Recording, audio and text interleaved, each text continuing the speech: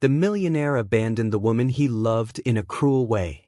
25 years later, he was left paralyzed upon seeing her with a young man identical to himself in a luxury restaurant.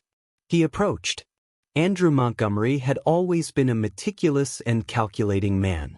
Every step in his life was perfectly planned, and every decision was made with the coldness of someone who does not allow himself the luxury of emotions.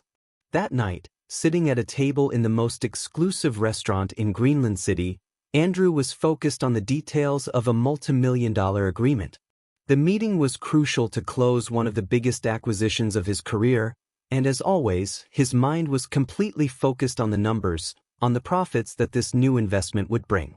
The murmur of the restaurant and the sophisticated ambience enveloped him, but for him, there was nothing beyond the figures. However, in 1 second, everything changed. While he was talking to one of the partners, his gaze was distracted by something that made him lose his train of thought. At the entrance of the restaurant, right before his eyes, a woman appeared who took his breath away. Sarah. Even after so many years, Andrew recognized her instantly. Her face, her posture, even the way she walked remained the same, although more mature, more refined. A wave of memories hit him, making him feel something he had not experienced in decades: uncertainty. But what really left him perplexed was not seeing her after so long. What paralyzed him was the young man walking by her side. Andrew observed him closely and was stunned to notice the unsettling resemblance. That young man was practically a replica of himself when he was 25. The strong jaw, the firm bearing, the way the young man held the door for Sarah to pass, all of it was like looking in a mirror of his youth. Who is he? Andrew thought, feeling a growing unease settling in his chest. The restaurant, which before seemed so elegant and distant, now became claustrophobic. The sounds around him began to fade as he focused exclusively on the two of them. He watched Sarah and the young man settle at a nearby table. From a distance, Andrew could note the affectionate way in which the young man looked at Sarah, a relationship that seemed much closer than any mere friendship could suggest. Something in that scene ate away at him inside. Unable to control his curiosity, Andrew pretended to listen to his partners, but his mind was elsewhere. Every minute, his eyes returned to Sarah's table, trying to find answers in their gestures, in the looks they exchanged. Could it be possible? Could that young man be? The idea hit him like a slap. No, it can't be. Excuse me for a moment, he said suddenly, interrupting the business conversation. He could no longer stay focused on the deal. Something much more important was at stake. He stood up, taking a deep breath, and without thinking much, walked toward the table where Sarah and the young man were seated. As he approached, he felt a mixture of emotions he could not decipher: anxiety, nostalgia, anger, but above all, a burning curiosity within. Sarah looked up just as Andrew arrived at the table, and their eyes met. For a brief second, time seemed to stand still. The expression of surprise on Sarah's face was immediate, but there was no warmth in her eyes. On the contrary, there was something cold and distant in her gaze. Sarah, Andrew said, his voice shaky, something very unusual for him. He had prepared complex speeches to close million-dollar deals, but at that moment, he did not know how to start a simple conversation. Andrew, she replied, with no apparent emotion. The young man beside her watched him curiously but said nothing. The silence between them became heavy. Andrew looked at the young man, trying to find an explanation for what he was seeing. Finally, unable to contain himself, he let out the question that had been tormenting him since he saw them enter. Who is he? Sarah narrowed her eyes, as if evaluating the situation before answering. Then, with a small enigmatic smile that Andrew remembered all too well, she slowly said, "He is Michael, my son." Andrew felt a lump in his throat. Although his suspicions were strong, hearing those words hit him unexpectedly hard. His gaze shifted from Sarah to Michael, and from Michael back to Sarah. "Your son?" he repeated in a low voice, trying to process what he had just heard. But before he could ask another question, something even more disturbing crossed his mind. Is he my son? The question hung in the air, and suddenly his entire life began to crumble before him. The silence that followed Andrew's question was dense and laden with tension. Sarah watched him for what felt like an eternity. Her eyes showed no surprise but a mixture of resentment and something deeper, something Andrew could not immediately identify. Michael, sitting beside her, frowned, clearly uncomfortable with the situation, but said nothing. The only thing Andrew could hear was his own heart pounding, louder than the bustle of the restaurant. "Yes, Andrew," Sarah finally said, her voice firm but devoid of emotion. "Michael is your son." Those simple words struck Andrew like a hammer. His mind, usually so quick and sharp, went blank. He was not someone who usually lost control, but at that moment, everything he thought he knew about his life, about the past, was falling apart. He stepped back as if Sarah's words had physically pushed him. He could not take his eyes off Michael. It was like seeing himself in a mirror that showed the version of himself he had left behind so long ago, a version he believed lost forever.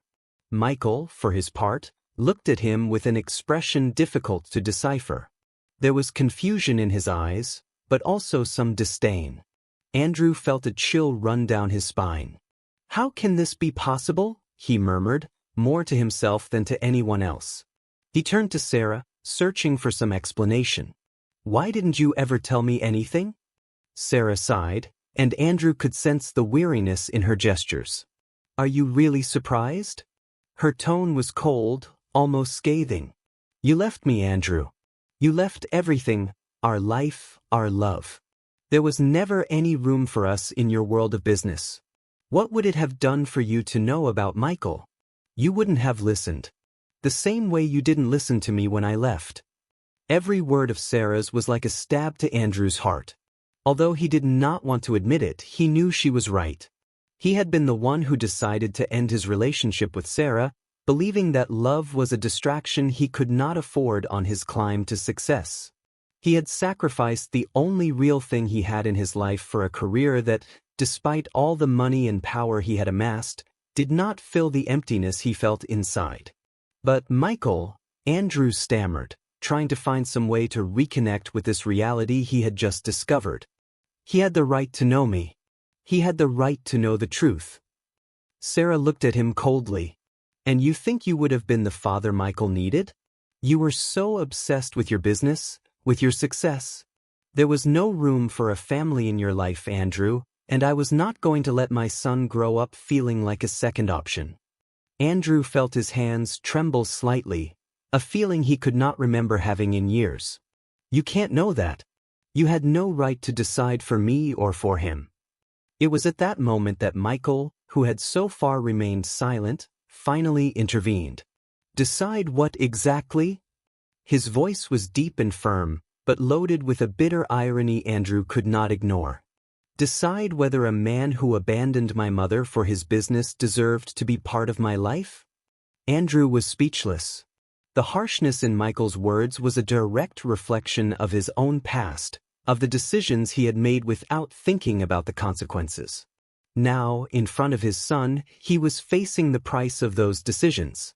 How could he begin to explain the inexplicable? How could he justify himself to a young man who clearly despised him, and rightly so? "Michael, I didn't know. If I had known you existed, I assure you things would have been different," Andrew said. Yet even as he spoke those words, he knew how empty they sounded. Michael let out a bitter laugh. "Really? It doesn't seem like Mom had many options. You left her alone. If you had known about me, what would you have done? Sent me money, enrolled me in one of your rich kid schools, or just carried on with your life and forgotten about us like you did with her?" Every word from Michael was a direct blow to Andrew's pride and arrogance. He knew he had no satisfactory answer, but he also knew he could not let that conversation end there. For the first time in a long time, Andrew felt that there was something in his life more important than any business deal, more important than any material success he had achieved. "I want to do things right," Andrew finally said, his voice cracked by the emotions he tried to control. "I know I made mistakes, but now that I know you're my son, I don't want to lose the chance to fix what I did." Sarah looked at him without blinking. "It's not that easy, Andrew. It's been 25 years. You can't just return to our lives and pretend that everything will be fixed now that you know." Andrew nodded slowly. He knew she was right. He knew this was just the beginning of a much more difficult struggle. But he also knew he could not give up, not this time. Andrew left the lakeside restaurant in a state he could barely describe. The cold night air greeted him with a piercing chill that helped awaken him from the daze he was in. He walked aimlessly for several minutes, unable to fully process what had just happened. The lights of Greenland City glowed around him. Cars passed quickly, but he was lost in his own thoughts, trapped in a spiral of emotions he had suppressed for so long. He stopped in front of a fountain in the middle of the city square. The sound of running water, normally soothing, only increased the chaos in his mind. Michael, his son, that young man who had looked at him with contempt, who had accused him with words so charged with truth. How could it be that he had never known? How had he allowed something so important to slip through his fingers? Andrew had always prided himself on being a man who controlled every aspect of his life. He had built an empire from scratch, calculating each move precisely, ensuring that nothing and no one would divert him from his goal. He had sacrificed a lot along the way: relationships, friendships, and above all, love. He clearly remembered the moment he decided to leave Sarah. Back then, it seemed like the right, logical thing to do. He couldn't afford distractions if he wanted to get to the top. And so he did. But at what cost? He collapsed onto a nearby bench, running his hands over his face in a gesture of exhaustion. Off in the distance, the lights of the skyscrapers he had helped build twinkled, an ironic monument to his success. There they were, monuments to his ambition, but now they only reminded him of how empty he felt. "I ruined it," he murmured to himself. He had left Sarah, left everything that mattered for a career that, although it gave him power and wealth, did not bring him peace. And now, 25 years later, he stood face to face with the consequences of his decisions. Michael, the name echoed in his head like an endless echo. That young man was the reflection of everything Andrew had been in his youth, but with one crucial difference. Michael did not admire him, did not see him as a role model. Instead, he despised him. There was anger in his son's eyes, an anger Andrew did not know if he could ever quell. He got up from the bench and started walking again, this time toward his penthouse in Redwood Tower, one of the most exclusive buildings in Greenland City. Each step felt heavier, as if an invisible weight were pressing down on his shoulders.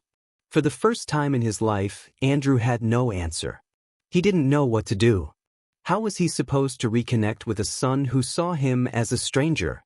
How was he going to regain the respect of Sarah, the woman he had abandoned without looking back? He entered the elevator that would take him to his luxurious home and studied his reflection in the golden mirrors adorning the walls. He looked the same as always, immaculately dressed, bearing the appearance of a man who had achieved it all. But inside, everything was in pieces. The doors opened, and he stepped inside his penthouse, a large, modern space filled with expensive works of art and custom-made furniture. Yet, despite all the luxury surrounding him, he had never felt so alone. He headed to the living room, where a huge window offered a panoramic view of the city. Andrew stood there, observing the twinkling lights and cars moving like ants in the streets below. He had spent his life trying to get to the top, but now he realized that the top meant nothing if he had no one to share it with. He pulled out his phone and looked at it, tempted to call Sarah and apologize to her. He wanted to explain that he hadn't known how to handle his priorities back then. But he knew words wouldn't be enough. Sarah was right. He couldn't simply appear in their lives and expect everything to return to normal. Too many years had passed, and the damage was already done. He put his phone on the table and collapsed on the sofa, closing his eyes. He knew he had to do something, but what? How was he supposed to win back his son's respect when he didn't even know how to be a father? He had never considered raising a family, he had never seen it as part of his life plan. And now, when he finally realized what he'd lost, he feared it was too late to fix things. As he sank into his thoughts, a phrase Michael had said in the restaurant came to mind. "What would you have done if you had known about me, sent me money, put me in a rich school?" Michael had said it with such sarcasm, but Andrew couldn't help thinking about the truth behind those words. Was that exactly what he would have done? Had he reached the point where he believed that money could fix anything? Remorse began to overtake him in a way he hadn't expected. For the first time in a long time, Andrew didn't have control of the situation. He couldn't fix this problem with a check or a well-structured negotiation. If he wanted any chance to win over his son and Sarah, he would have to do it in a way he had never tried before, by being human. But did he know how to do that? Andrew spent the following days trapped in a mix of reflection and desperation. He had lived so long focused on his business, on his own success, that the idea of reconnecting with a family he didn't even know he had overwhelmed him. Still, he couldn't ignore the deep void he felt since his encounter with Sarah and Michael. He had faced many battles in the corporate world, had defeated formidable competitors, but nothing had prepared him for this personal battle, a battle to earn the respect of his own son. The first step, he thought, would be to show Michael that he wanted to be present. He didn't know how to do it in a non-intrusive way. He had no experience in these situations. But Andrew had always been a man of action. All he could do was take the initiative. So, after a few days, Andrew decided to make the first move. He dialed Sarah's number, which he had obtained years earlier, before their relationship ended. He sent her a brief, direct message, very formal, as if it were business. "I want to talk to Michael. I want to do things right. Can we meet?" Several minutes went by before he received a response that made his heart race. "Michael doesn't want to see you. Leave him alone." The reply left him stunned. What did he expect? That after 25 years he could just show up and take control of the situation? Yet he did not give up. He knew Michael was resentful and that Sarah had raised him with the pain of his absence, but Andrew was not willing to let things end like that. He realized that his efforts would have to be more persistent and also different. He could not use the cold, calculating approach he had always used in business. He decided to send a package to Sarah's house, a gesture that, in his mind, would mark the start of his approach. Inside the package, Andrew included a handwritten letter from Michael, something he hadn't done in years. The words were difficult to put on paper, but he understood he had to start somewhere. "Michael, I can't imagine what you think of me. I know I've failed you, and I can't go back in time to change what I did. But I want you to know that if I could, I would. I didn't know you existed, and even though that changes nothing, I need you to understand that now that I do know, I'm willing to do whatever it takes to earn a place in your life. I can't offer you more than my sincerity and my efforts to mend what is broken. I hope you can give me a chance." He hoped this gesture would be a step toward reconciliation, but the response that arrived days later was harsher than he anticipated. Sarah called him with a cutting voice and told him, "Andrew, you can't buy Michael's forgiveness, or mine." "I'm not trying to buy anything," Andrew replied, frustrated. "I want him to understand that it wasn't my decision, that I never knew he existed." "And what good is that now?" Sarah countered, her tone full of bitterness. "For years I was the one at his side. I raised him. I was there for him in his hardest times. You can't show up out of nowhere and expect him to accept your presence just because you feel guilty. To Michael, you're nothing more than a stranger." Those words, painful as they were, carried an undeniable truth. Andrew could not deny that he had been a ghost in Michael's life, even if it was due to circumstances beyond his knowledge. Still, he also couldn't simply walk away without a fight. He had never been a man who gave up easily, and even less when it came to something he was finally starting to feel was truly important. Despite the initial rejection, Andrew did not give up. He decided to send another message to Sarah, this time directly requesting a meeting, even if it wasn't with Michael. He wanted to speak to her face to face, with no intermediaries, no letters. He knew that to move forward, he would have to start with her. The meeting was arranged at a discreet cafe, Midtown Cafe, far from curious gazes that might arise if they met somewhere more public. When Sarah arrived, her posture was rigid, clearly defensive. There was no warmth in her greeting, only the formality of someone who did not want to be there. "Thank you for coming," Andrew began, trying to ease the tension. "I know it's not easy for you, and it's not easy for me either." Sarah looked at him skeptically. "Not easy for you?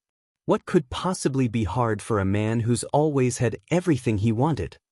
Andrew swallowed, recognizing the weight of that accusation. "I know I can't change what happened," he responded, "but I want you to understand that I'm here to fix things. I want to be part of Michael's life." "And what do you expect me to do?" Sarah frowned, crossing her arms. "You can't just show up after so many years and act like it'll all be fixed because you feel guilty. Michael doesn't need your pity, Andrew." "It's not pity," he replied seriously. "It's responsibility. It's the fact that, whether I want it or not, I am his father, and I have the right to know him." "Right?"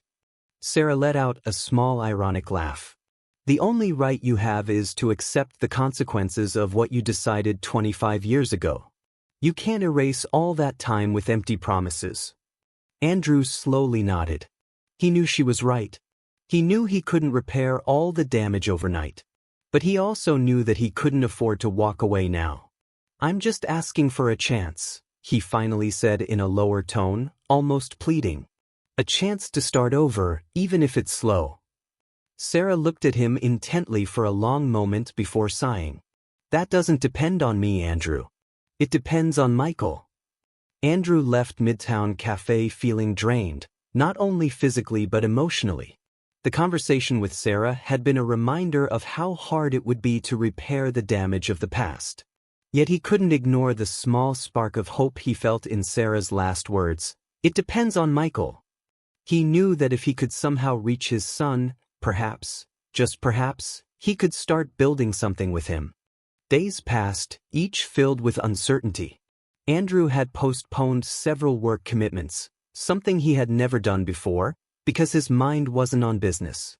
His attention was entirely on that broken relationship he desperately needed to fix. But Michael did not reply. No calls, no messages. The silence felt like torture. But Andrew knew he couldn't force things. He had to be patient, a trait with which he was not familiar. Finally, one afternoon, when he least expected it, his phone rang. The number on the screen looked vaguely familiar, Sarah's number. With his heart pounding, Andrew picked up, trying to steady his emotions. "Yes. Michael wants to see you," Sarah said on the other end of the line, with no preamble. "But I warn you, it won't be easy for him or for you." Andrew felt a mixture of relief and nerves. "Whatever it takes," he replied, his voice firmer than he actually felt inside. "Thank you for telling me." They agreed to meet that same afternoon in a park, Brighton Park, far from Andrew's ostentatious life and the bustle of Greenland City. As Andrew drove to the place, his mind filled with thoughts of what to say, how Michael would react. He knew it wouldn't be easy. Michael had made that clear the first time they met. He didn't trust Andrew and saw him as a stranger. Andrew would have to earn that trust, which would require time, patience, and above all honesty. When he arrived at the park, he saw Michael standing next to a tree. He was alone. Sarah hadn't come, which Andrew interpreted as a sign that this was a moment between father and son, with no intermediaries. Andrew took a deep breath and walked toward him. Michael watched him approach with a neutral expression, but Andrew could feel the tension in the air. When he reached him, Andrew tried to start with something simple. "Thanks for coming," he said, his voice softer than usual. "I appreciate that you're giving me another chance to talk." Michael nodded slightly, crossing his arms over his chest. "Don't expect this to change anything right away," he warned. "I'm here because, I don't know, Mom thinks I should give you a chance to explain yourself. So go ahead." Michael's tone was cold, and Andrew knew immediately this would not be easy. Even so, he was determined to do his best. He knew he could not waste this opportunity. "I know I can't change the past," Andrew began, choosing his words carefully. "I know I failed you, and I wasn't part of your life when you needed me most. But I want you to know that if I had known about you, nothing would have stopped me from being with you." Michael crossed his arms, clearly skeptical. "Really?" he said with dripping sarcasm. "Nothing would have stopped you? Because from what I know, you decided to leave and leave my mom alone. So what makes you think it would have been different if you'd known about me?" Those words struck Andrew harder than expected. Michael was right. He had left Sarah for his career, for his ambition. But at the time, he thought it was the right choice. "I made mistakes," Andrew admitted, dropping his gaze for a moment. "There's no justification for what I did to your mother. I got carried away by my own desires, by my obsession with business, and because of that, I lost her, lost both of you." Michael let out a bitter laugh. "Lost us? You can't lose something you didn't even know you had." Andrew felt the weight of those words but could not give up. "I'm not expecting you to forgive me right away," he said calmly, "and I don't even know if you'll forgive me someday. But I want you to know that now that I know, I'm here. I'm willing to do whatever it takes to earn your respect, even if it takes the rest of my life." Michael looked at him in silence for several seconds, as if measuring the sincerity in Andrew's words. "I don't know if that's possible," he said finally. "To me, you're just a man who shows up after 25 years. You're not my father. My father was Mom, and I don't need anything else." The pain in Andrew's chest intensified. Michael's words were harsh, but Andrew knew he couldn't expect anything else. "I understand," he replied with a lump in his throat. "But that doesn't change the fact that I am your father, and I want to try to be that, if you'll let me." Michael frowned, obviously frustrated. "It's not that simple," he said sternly. "You can't fix everything with words. You can't just show up and expect me to accept you." "I know," Andrew nodded. "I don't expect you to accept me now. I just want you to get to know me, to understand who I am, so that you can decide for yourself if it's worth having me in your life." There was another long silence. Michael glanced around, as if looking for an easy escape from the conversation. Finally, he let out a sigh. "This isn't for you, is it? Everything you're doing is because you feel guilty." Andrew looked him in the eyes. "Yes, I feel guilty," he admitted. "But that's not the only thing. I feel empty, Michael. I've spent my entire life chasing things I thought were important, and now I realize that none of it makes sense if I don't have you and your mother." Michael looked at him steadily, his expression unreadable. "I don't know what to think about all this," he said at last. "But I'll give you a chance. Not because I trust you, but because Mom thinks I should. That's it."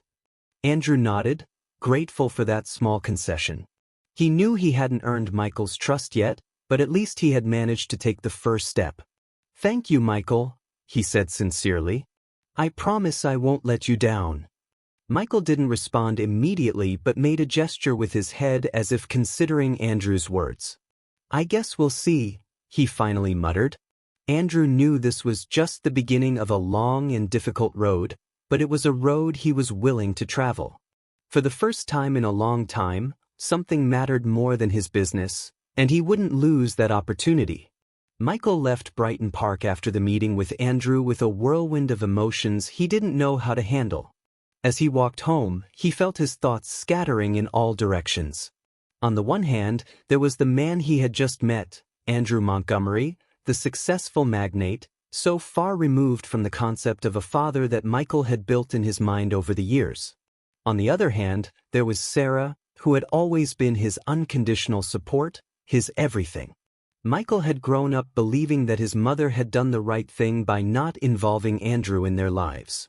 To him, she had been strong, had made sacrifices, and raised him alone without needing anyone else. But now, everything in his world was upside down. What did all this mean? Had Andrew really changed, or was he only trying to ease his guilt? When he arrived at the house he shared with his mother, Michael found Sarah waiting in the living room. She was sitting on the couch with a book in her hands, though she didn't appear to be truly focused on reading. Upon hearing the door open, she looked up at him with an expression Michael couldn't fully decipher. "How did it go?" Sarah asked, her tone calm, although there was an obvious tension behind her words. Michael set his bag aside and flopped into the chair across from her. He didn't respond immediately. There were so many things he wanted to say, but he didn't know where to start. "I don't know," he finally mumbled, running a hand through his hair in frustration. "It's weird. I don't know what to think." Sarah closed the book and placed it on the table, observing him attentively, as if waiting for him to continue but without pressuring him. Michael appreciated that about his mother. She had always been patient with him, letting him process things at his own pace. "He seems sincere," Michael said, though his tone was doubtful. "But also, I don't know if I can trust that. How am I supposed to react to all this, Mom?" Sarah sighed and looked toward the window, as if the words she needed were out there, among the lights of Greenland City. "I can't tell you how you should feel, son. This is something you'll have to figure out for yourself. But I want you to know that no matter what you decide, I'll always be by your side." Michael remained silent for a moment, absorbing his mother's words. He knew she would always support him, but at that moment, he needed something more: answers. "Why didn't you ever tell me about him? You always said we didn't have anyone else, that it was just the two of us." Sarah looked at him directly, and in her eyes was a mix of pain and regret. "Because I wanted to protect you," she answered honestly. "When Andrew decided to leave me, I knew there was no room for us in his life. He was consumed by his ambition, and I didn't want you growing up feeling like a second option in your father's life. I decided it would be better if you grew up without that shadow over you." Michael frowned, trying to process what his mother was telling him. But what if he had wanted to know me? What if he had wanted to be there? Sarah let out a deep sigh, as if she had carried that guilt for years. "I don't know, Michael.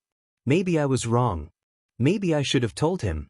But at the time, I didn't trust he would change, and I wasn't going to risk him hurting you with his indifference."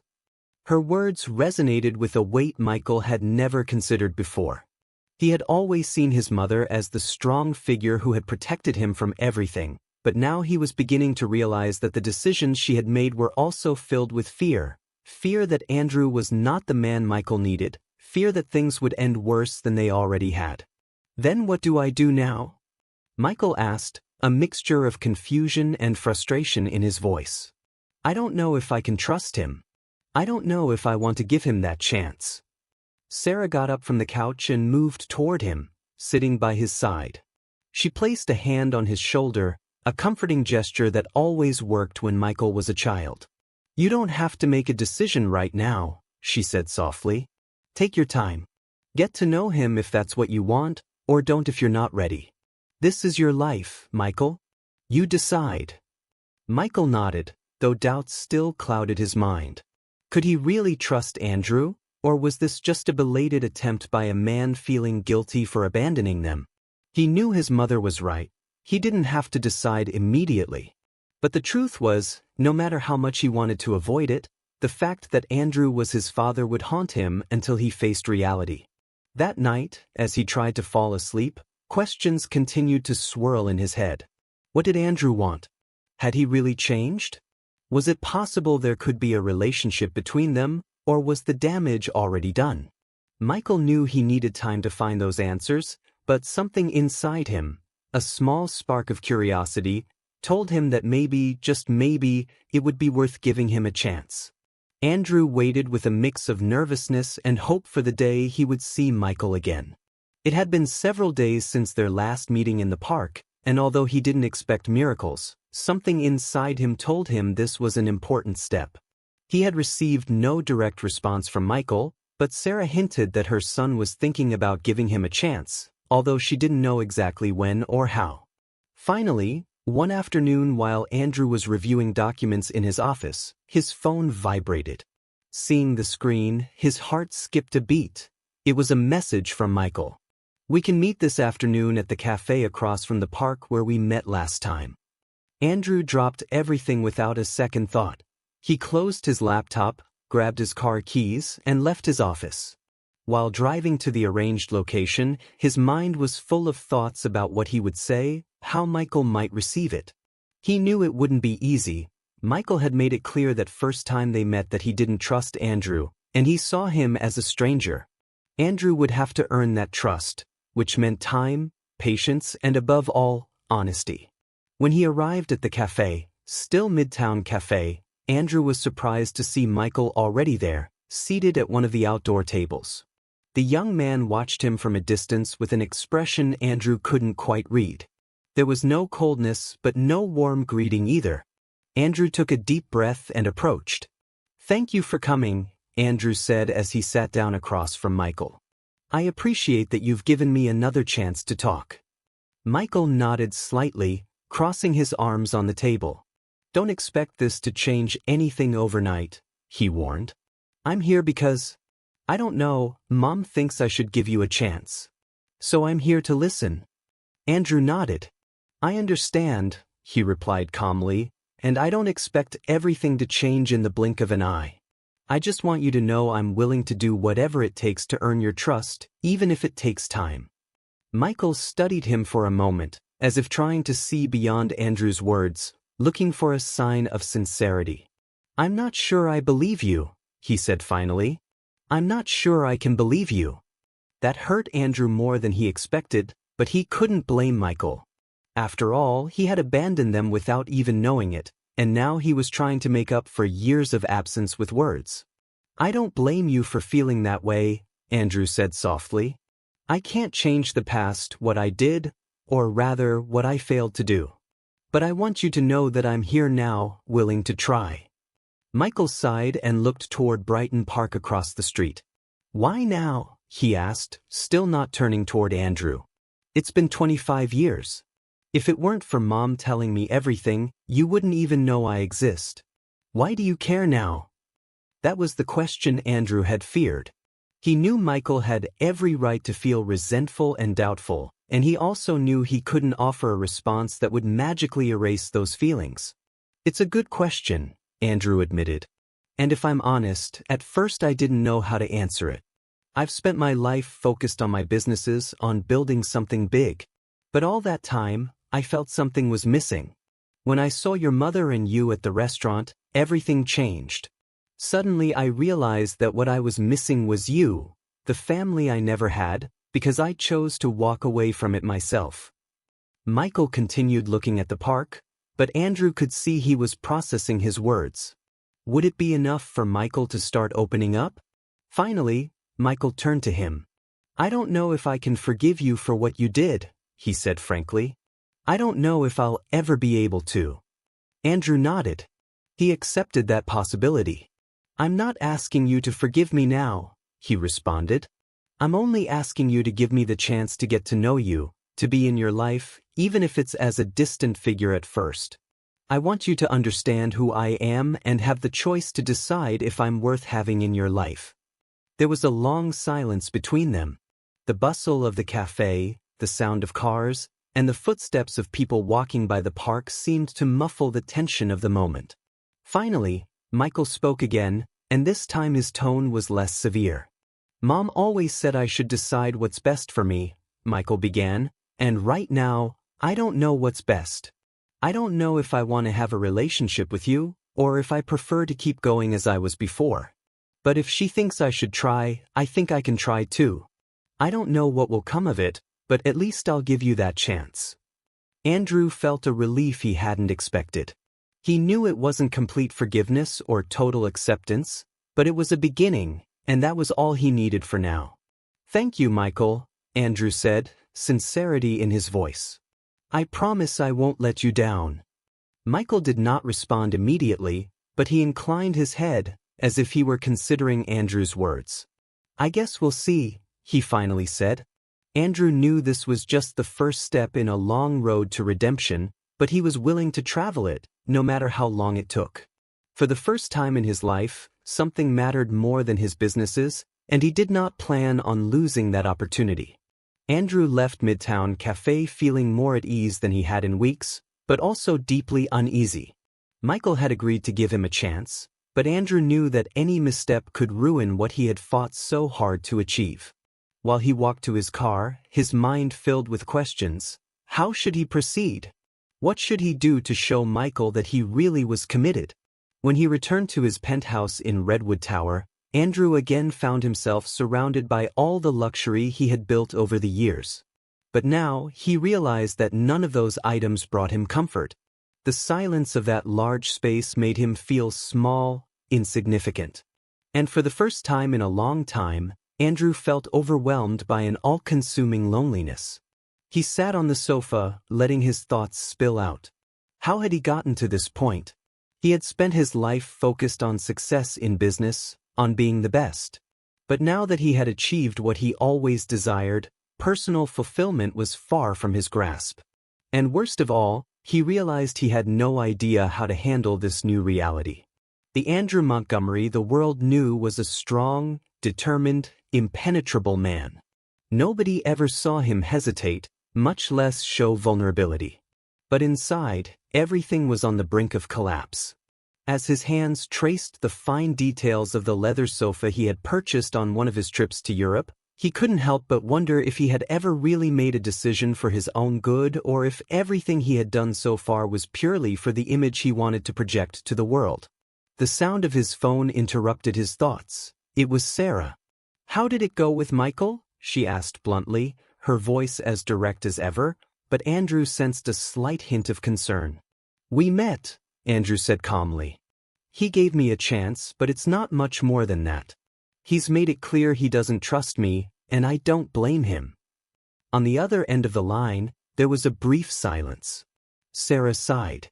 "Michael is a good kid, but you can't expect him to accept you so quickly. It's been many years, Andrew. This is just the first step." "I know," Andrew admitted, "but it's hard. I never thought I'd face something like this. I've spent my life building empires, but when it comes to my own son, I don't even know where to start." Sarah paused, as if thinking carefully before responding. "Andrew, the problem is you've always treated people the way you treat your businesses. You think you can solve everything with a strategy, with a plan. But this doesn't work that way. Michael is not a contract you can negotiate. He's a human being with emotions, and you can't control him." Her words hit Andrew like an arrow. He knew Sarah was right. He had always approached everything in his life as a problem to solve, a challenge to overcome with enough effort and determination. But his relationship with Michael was not something he could fix with money, power, or influence. There was no magic formula to earn his son's respect. He had to be honest, he had to be vulnerable, something he had never done. "You know what's the hardest part of all this?" Andrew confessed after a long pause. "I don't know how to be a father. I never learned because I always avoided anything that tied me down emotionally. And now, when I finally realize what I've lost, I'm afraid it's too late." On the other end, Sarah kept a reflective silence before responding. Being a father isn't something you learn from one day to the next. It's something you build over time, with mistakes and successes. The only thing Michael needs is for you to be there, not push him, and to listen to him. If you start with that, maybe you have a chance. Andrew nodded, though Sarah couldn't see him. He knew she was making sense, but doing it was much harder than it sounded. "Thank you," he said, his voice filled with genuine gratitude. "I know I owe you not just apologies for what happened, but for what I've done so far. I messed up in a lot of things."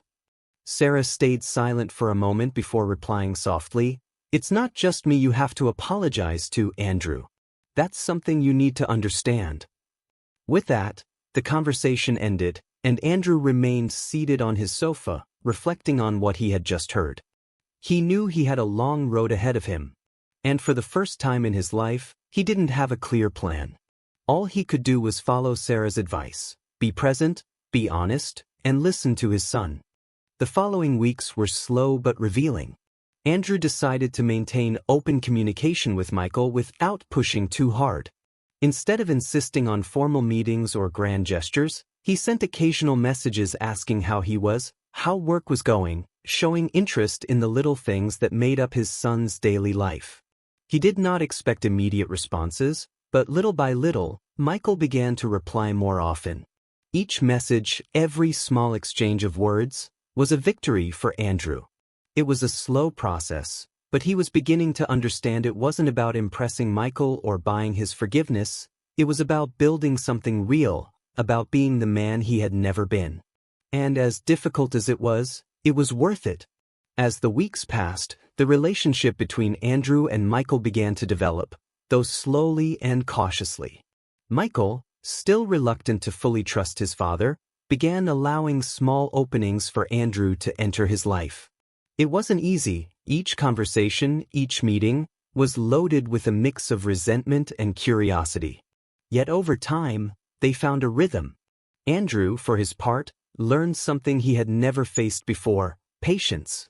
In his business endeavors, he was used to getting quick results, to seeing how his decisions bore fruit in a short time. But with Michael, he realized this was a completely different process. Each small step forward was a victory, no matter how insignificant it might seem. One day, while walking through Brighton Park, where they had met many times, Michael began, almost without realizing it, to talk to Andrew about his job. It was a mundane topic, but Andrew recognized it as a big step.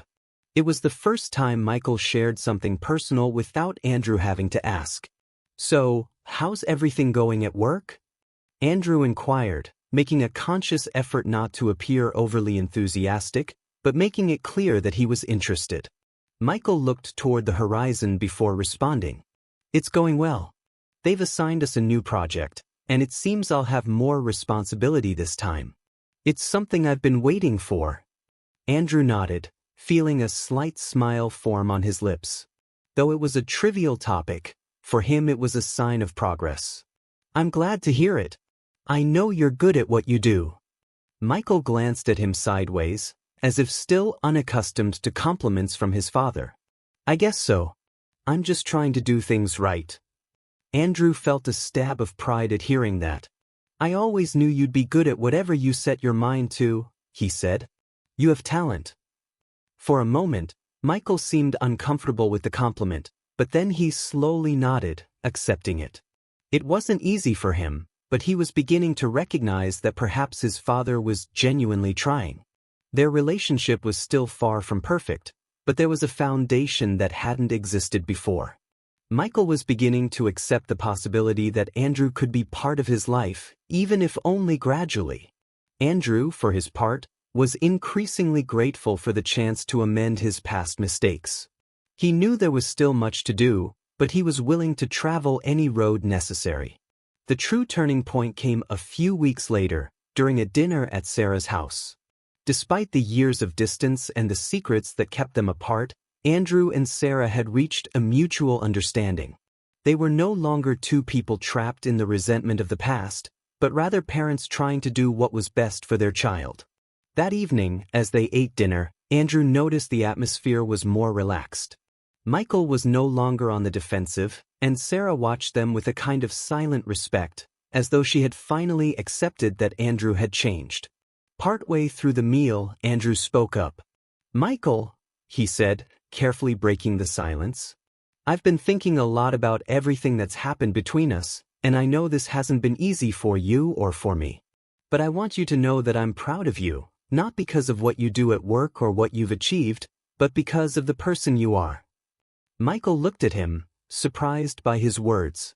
For years, he had unknowingly craved some kind of acknowledgement from his father, though he never would have admitted it. "Thanks," he said, his voice softer than usual. "I'm not sure I would be who I am without Mom." Andrew nodded, looking at Sarah with a grateful smile. "You're right. Your mother raised you with more strength and love than I ever could have imagined. We both owe her a lot." Sarah smiled slightly but said nothing. She had learned to let actions speak for themselves, and in that moment, her eyes said more than any words. After dinner, when it was late and Michael had retreated to his room, Andrew stayed a bit longer in the living room with Sarah.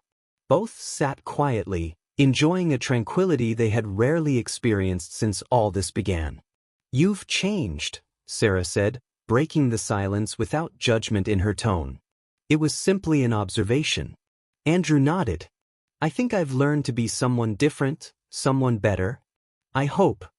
Sarah studied him for a moment before responding, what you've done with Michael shows it. There are still things to resolve, but he's giving you a chance, and that's something many fathers don't get after so long. Andrew was silent, reflecting on her words.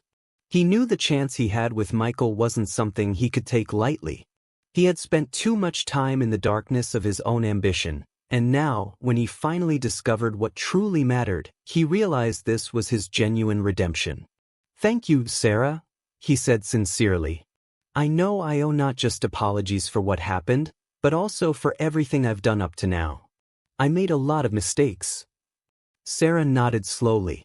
It's never too late to try to be better, Andrew. And I think you're succeeding. That night, Andrew left Sarah's house with a sense of peace he had not felt in years. He knew the road was still long, but for the first time in a long time, he wasn't worried about the distance. What mattered was that he was finally walking in the right direction. Thank you for listening to the story to the end. Write your thoughts about it in the comments. Subscribe to the channel Tell Me and share this video with your friends and loved ones. This motivates us to continue working on new stories every day. Do not miss the next amazing story that is about to appear on your screen. We are very grateful to you for being with us. In the description under this video you can open the catalog of all the stories. See you there.